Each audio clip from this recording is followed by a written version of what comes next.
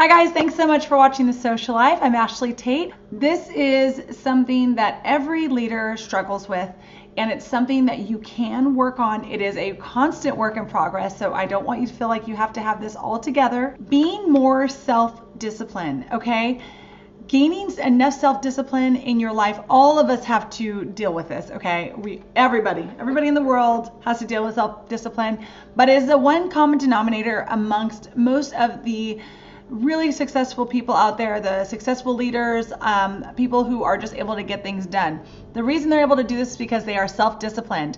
They have things in their day that they do that keep them on track. So today I have 10 tips for you to help you become a little more self-disciplined, a little more focused, a little more, just more like a leader. First thing is they read. Every day you need to spend some time reading. I don't care when you do it. You could do it in the morning, you could do it in the evening, you can do it whenever. I will tell you a little later on what I think is the best time, but you can do it whenever you have time. But you should be adding in time to read. You will hardly ever catch me out without a book in my purse because I love to just take a moment to read. If I'm waiting for kids, or I have to wait at a doctor's office, or whatever it is I have to do, I always love to have a little book that I can pull out and just look at. A lot of times we think that we're being productive when we pull out our phones and we're texting people back or we're doing something, which I am guilty of that as well.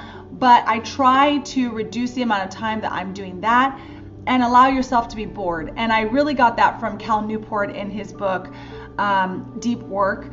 And an amazing book to read. I really think that if you want to start with a book, that's a great book to start with because it does have a lot of the principles that I'm going to talk about today. It really just talks about allowing your brain that time to decompress. You don't always have to be on your phone. You don't always have to be engaged with something, like whether it's social media or it's being on your phone or talking to someone or engaging. Like, you don't always have to be engaged. And I feel like a lot of the times, even when we're scrolling Facebook, you don't realize, or you're scrolling Instagram, whatever, you don't realize that those things actually do affect your dopamine levels in your brain. Sometimes you're comparing yourself to people on social media. Sometimes you are looking and you're having really a one-way conversation with yourself about maybe something you saw there that wasn't true, or something that just, I don't know, you're constantly connecting with that, no matter whether you're talking to someone on there or you're just going through the motions in your own mind. Yeah, you want to give yourself a break when you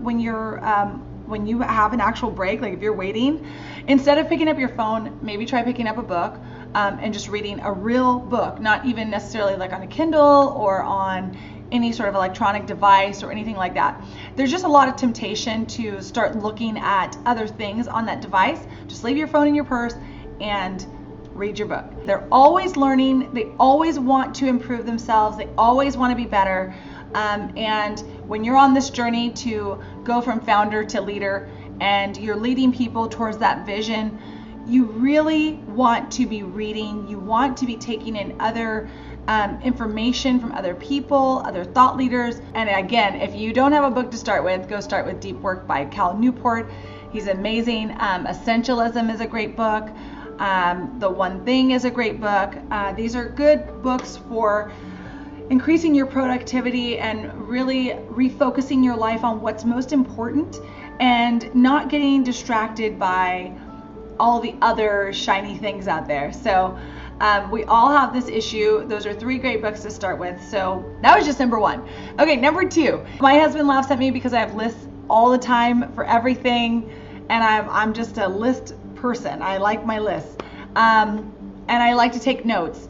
I don't always go back through my notes, but I love taking notes. It gets it out of my brain. I don't have to think about it anymore. And generally, if I need to find it, I can. But there is something about putting pen to paper that allows your mind to file it away in a different place than just kind of sitting there swirling all the time and, clogging it up. So get all of your information out and try to make lists about the things that you do repetitively, or the things that say you're constantly reminding your children about, or whatever the case. Make a list for them too, so that they can actually just go through that list. The other list that I talk about a lot is a daily docket. What is it that you want to do on a daily basis that will just, you can look through and be like, okay, I just did that, or I need to go back and do this, or oh yeah, I want to take my vitamins, I got to make my smoothie, I got to do whatever. All the things that you want to accomplish in your day, write those in a list, and that is your daily docket. That's something that every day you know that this makes you feel the most productive, it makes you feel the most accomplished, and makes you feel better overall. Those are the types of things you want to write down on your daily docket. At the end of the day, you'll realize that you did most of the things that make you feel good. Because when you wake up and you get going for your day and you've got other people, especially as head of your household, as a mom or father, whatever, when you're head of your household and you have other people who depend on you, sometimes those things can get lost, just by sheer tasks that have to be done, for other people, and questions coming through and all of those things. So you just want to make sure that you have a place that you can look. I keep this in my bullet journal, which I promised I would show you guys. So I just have to figure out the best way to record that, but I will show that to you guys. But yeah, you just want to make sure that you are creating some sort of daily docket that you can look at every day to make sure, like, yep, I am getting through the things that are most important to me, that make me feel the best and make me the most optimized. So a lot of you know that last year, that was my word, optimization. And I tried to really look at what makes me feel the most optimized in my life. And I will do a whole video on my personal daily docket and what I do and how I do it and all of that. The next thing I would say is the most important is journaling. I think that journaling is incredibly important. It's one of the hardest habits to create in your life because divulging all your information on paper is a little bit like definitive, I think is the word I'm thinking, because it's on paper and someone else can come and read it. They can learn a lot about you from just your thoughts and you spilling that out. And I've always had an issue with journaling my whole life, although I love it.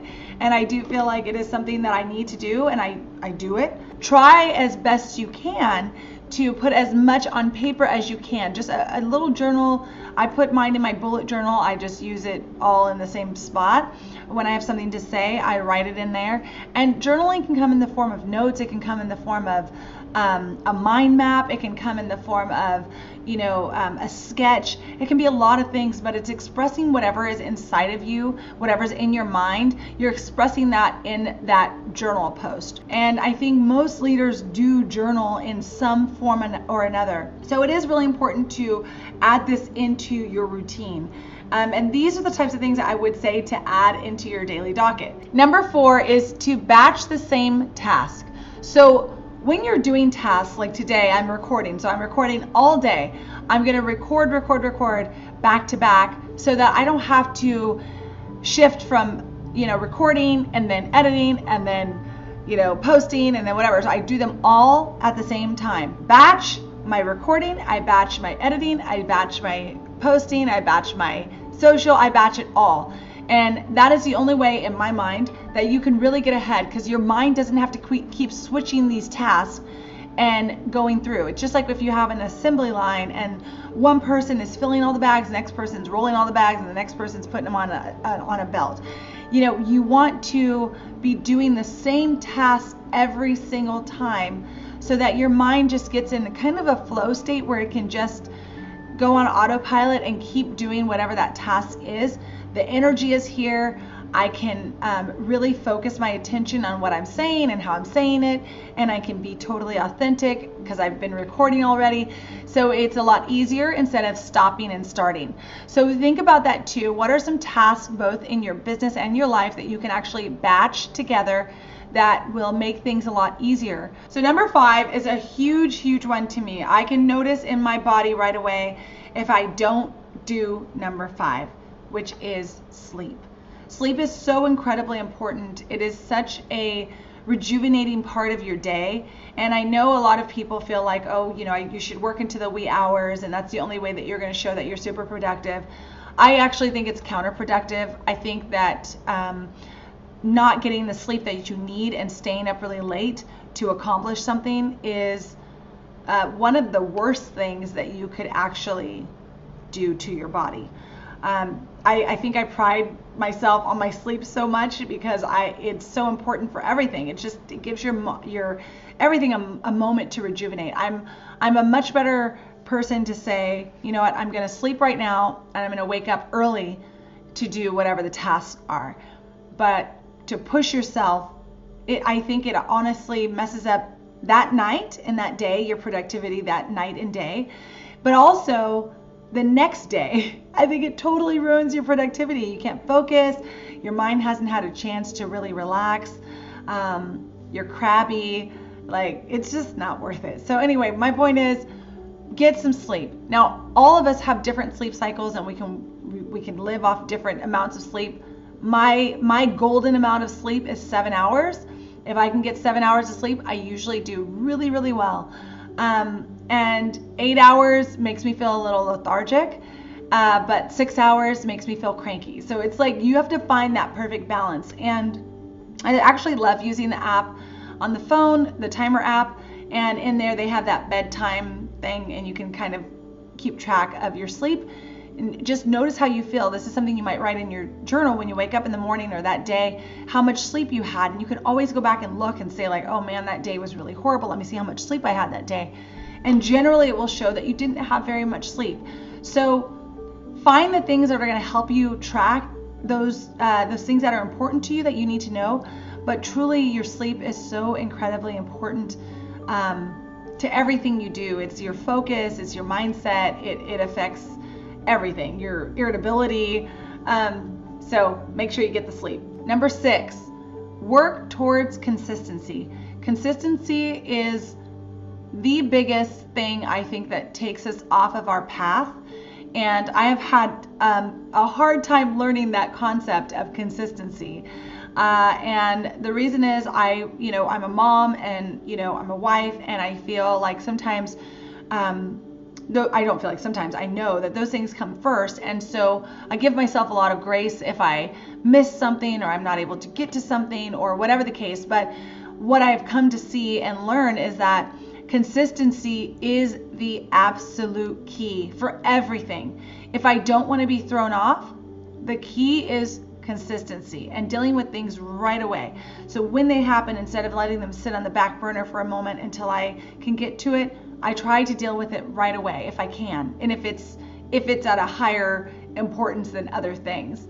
And that's where balance comes in and why it's so important when we're managing everything. That consistency over time is the thing that's going to give you the biggest results, no matter what it is, no matter what you're doing. Okay, so now we're kind of moving into the evening. And the one thing I want to say about this is to turn off your screens 30 minutes before you go to bed. Now, I have a bedtime, and my bedtime is 10:30. So generally when I am going to bed, my alarm turns off, like it turns off my entire phone at 10 p.m. and then it'll come back on at 7 a.m. And that time to me is really my personal time. I feel like I don't really want to know if I'm getting a text. I don't want to hear from anybody before 7 a.m. I've got my kids to worry about, and I've got sleep and my husband and all these things. So I really like that time to basically be a boundary, a set boundary for me, so I don't have to worry about making the boundary myself, or a text popping in and I have to feel like I need to answer it or whatever. So I will see it at 7 a.m. in the morning. But what that does for me is at 10 p.m. I know that everything is off. No one else can bother me. My mind's able to relax. That is my reading time. That's when I grab my book, I lay down in the bed, and I read whatever book I'm reading at that time. When I fall asleep or wake up in the morning, generally your mind has already been thinking about some of these things in the background. And when you wake up, usually you wake up with some really good ideas and some great thoughts, or a new path or a new direction. There's always things kind of percolating in the back of your mind about how you're going to accomplish something, how you're going to execute, something, or a business idea that you have, and it's just back there, just going. And so reading really allows your mind to focus on another task, but also take in more information that can help find some of those solutions that you need. That's when I was talking about the reading period of time. So I think that 30-minute period of time before I go to bed, I turn off a screen and I focus on the book, and that's what I'm able to do, and really just kind of let yourself relax into your sleep. One thing that is super important. Okay, you guys hear me talk about goals all the time, and I truly believe that when you write down your goals, I believe that they come to fruition. I don't know how it happens, but the universe makes it happen. God makes it happen. Whatever you believe in, your mindset shifts. Everything is really focused on those goals. And I think it's best to always have 1 to 3 goals going at each time, at any period of time. I think more than that is really hard to keep track of. Any of those goals that you want to see come through in the short term, those are the best goals to have in front of you, and reevaluate them on a weekly or daily basis.